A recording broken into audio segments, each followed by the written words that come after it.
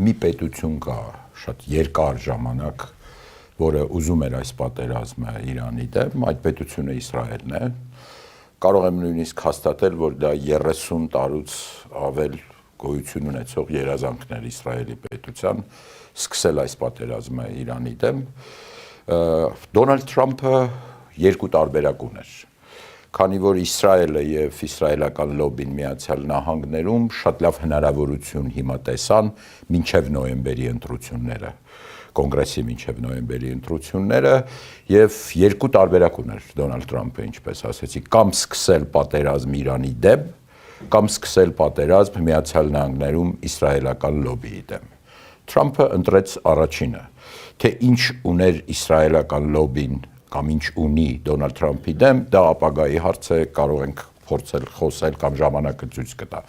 Բայց շատ կարևոր է 3 հանգամանք հաշվի առնել այս պատերազմի հարցում։ Առաջինը, որ այս պատերազմը բացարձակապես կապ չունի Իրանի միջուկային ծրագրի հետ եւ նույնիսկ ուրանի հարստացման հետ։